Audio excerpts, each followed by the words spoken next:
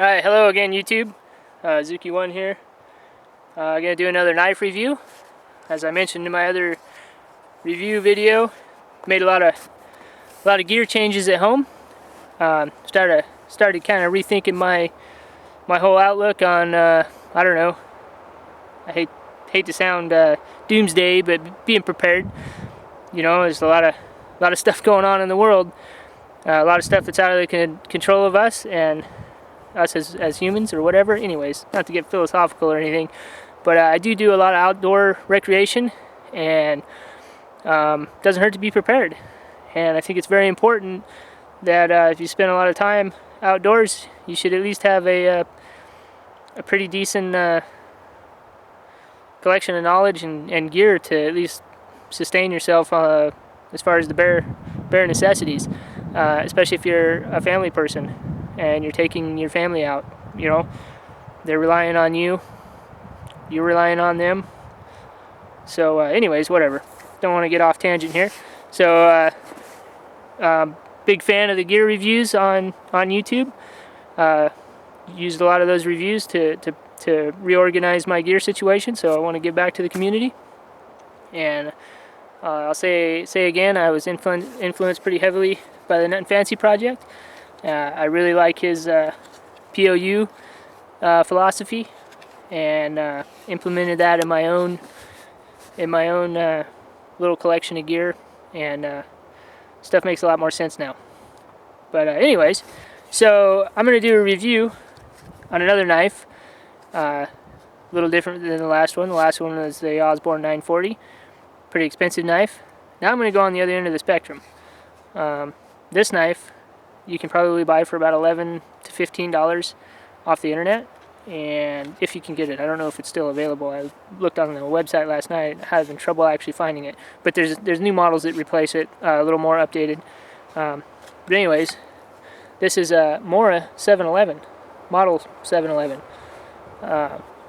You know, when I first looked at this knife, I didn't even notice it. Then I watched a couple of shows. I believe it's called Dual Survival, and I seen a guy using it, and I was kind of intrigued by it, or a knife similar to this made by the same company. Kind of intrigued by it, went on the internet, did some research on it, and people absolutely loved them. And it's kind of something I've been wanting. A camp knife, I guess, is what I would call this. A little light duty for a heavy field survival knife or a bushcraft knife, but I mean the blade's a little thin, the handle's a little long. It's kind of bulky. It comes with the sheath. Oops. And to me, it's a little on the bulky side for the size of blade that you get out of it. It is very lightweight, though. I think with the see if I can get my spec sheet out here. I think it's like 4.5 ounces or something like that. Yeah, 4.5 ounces. I actually weighed it. It's pretty close to that, like 4.6 ounces. The blade is 4-inch, and that's about all you really need to know. I wouldn't consider this an actual full tang construction. I think it is called a full tang, but the tang itself is it only goes like 3/4 of the way. Whatever. It's like permanently bonded to this plastic. This isn't a fighting knife. It's not a sword. It's not an axe. So I mean, use it for what it's intended for. It's a fantastic knife. Like I said, when I first seen this, I thought nothing of it, but I read enough reviews on it, seen enough YouTube videos on it, to where I actually went down and spent the, I think I paid $18 for it, buying it local as opposed to buying it off the internet.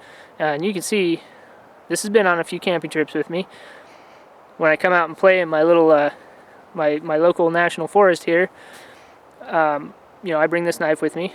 It's a fantastic knife. I will say a few things right off the bat though. One, I don't think the retention in the sheath wasn't quite to my liking. So I don't know if you can see it. What I did, I heated the sheath up.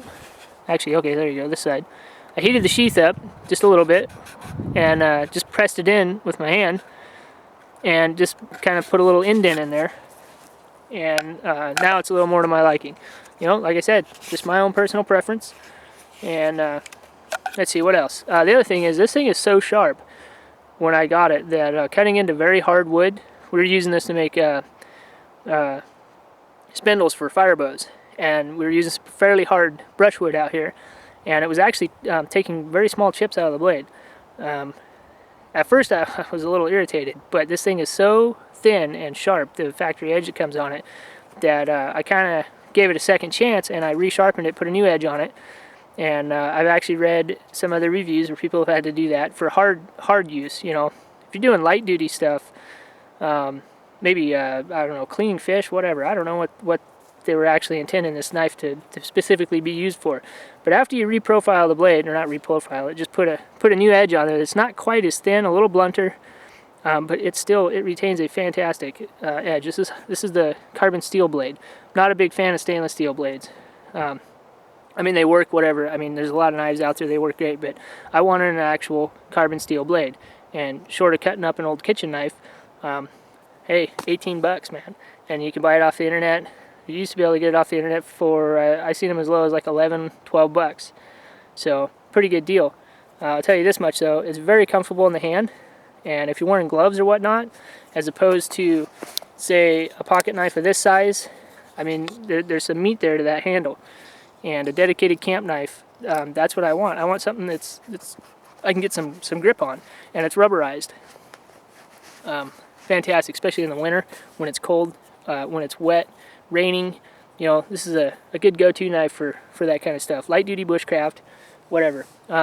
So, like you've seen in my other video, one of the most important things I consider a knife to be used for is starting a fire. And I'll tell you right now, I kind of screwed up on this knife. The back edge is pretty rough. Or was pretty rough. Like I said, they're cheap knives. But I took a little bit of emery cloth and I cleaned that up and polished it, and I almost hosed myself because I slightly rounded this edge over so it didn't strike as well on the fire stick. So anyways, let's check it out. Let's see if we can start a fire with this bad boy and do some other stuff and see how it works. Like I said, I really dig this knife. For as cheap as it is, I think it's definitely worth a look. For a camp knife and or a pack knife. I'm almost always got this in my pack, just because as a backup knife. I mean, it's not the ultimate knife, the #1 knife, but it's I mean, it's not the worst thing you can do. So anyways, we'll do the same thing we did before. Pretty wet out, but I think I found some dry stuff. I like to break this stuff up a little bit. And I guess this is a good excuse doing these videos because I just love starting fires out in the wood. So we're going to get the all-important implements out of here. Could use matches or a lighter, but then, like I said before in my other video, you wouldn't need the knife. So we're going to use our hand sanitizer again. And anybody that doesn't think that's an important thing to put in your pack, watch my other video. I'll tell you why I carry it. And we're going to need our fire steel. And let's see if we can get focused here. Starting to learn my camera a little better. Okay, so because we're starting this on a stone, keep our fire out of the mud, I'm going to put a couple sticks under here to keep the airflow going. Put a little bit of, well, actually, you know, we don't need that much grass. Just enough to get a little flamage going to go through the motions. Anyways, got it all roughed up. See, when you rough that up, takes this coarse stuff, turns it into a very fine matting that usually catches a spark pretty well. And then, of course, to sustain our little fire, I'm not going to put any wood in there. Just going to throw a little bit of this pine pitch in there because it burns pretty dang good. It's good practice.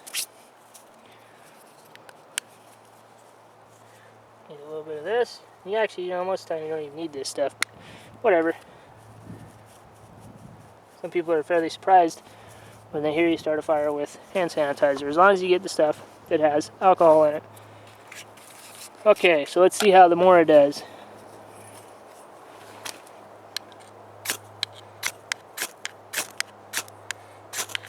And we got fire. How easy was that? It's not a raging fire, not trying to make one. But as you can see, the Mora does the job, even if you take some emery cloth to it and clean the back edge up. Still does fantastic. And again, as I pointed out in my other video, you can see all the gunk on the back edge of the knife. That's why you don't use your cutting edge. Save it. Save it, save it. Might save you. Okay. Get a little air going here, maybe she'll catch.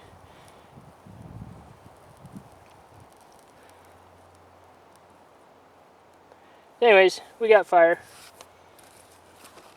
No sense in keeping that going.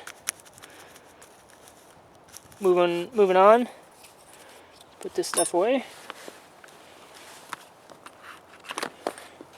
Now to the meat and potatoes of the Mora. See if I can keep us somewhat focused. This knife holds a really good edge. Very easy to sharpen. I love the profile of it. I don't know what that profile is actually called. You can look it up on their website. Look at that. This is some hard wood.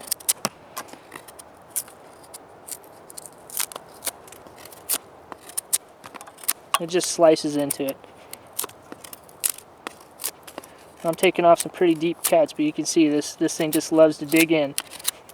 Do a good job. Making a roasting spit, making a shelter, supports for whatever. I mean, this thing does great. And then another good little deal here is maybe making some cordage with some green bark, like butter. This thing does fantastic. I really like this knife. For the price, I think it's what you would call a very high value item. You know, not super heavy though. Even though it's a little bulky, the one thing I don't like about it is the bulk. It's kind of a love-hate relationship. I hate the bulk, but then, you know, if you're doing this kind of stuff all day, if you're hiking in and doing a primitive camp, you'll learn to appreciate that handle. It's great. And as you can see, this thing really slices in well. And then, you know, you can get in there and do some notching.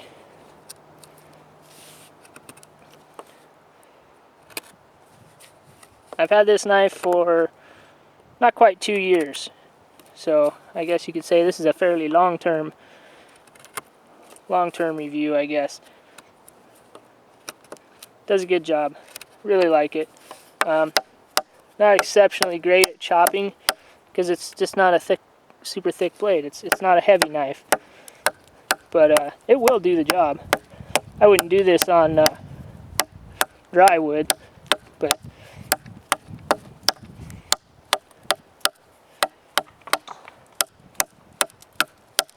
because it's so sharp, you know, it kind of takes a little bit, helps out because of the lightweightness, because it is so sharp, and it holds an edge pretty dang good.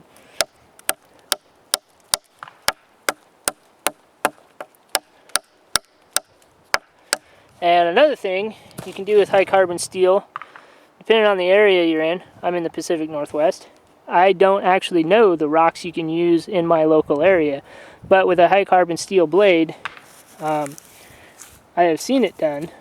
You can actually take a rock of the right type, and you can actually strike the back of the blade, and I don't know if you can see it, but I actually did get a spark off that. It is making very small sparks. We'll have to revisit this later. I'm going to have to figure out how to do that. But anyways, high carbon steel blade allows you to start a fire when you have no fire steel. Something other blade steels don't really allow you to do. So there you go. I think I covered just about everything. It's a great knife for the money. Very high value. And I really enjoy it.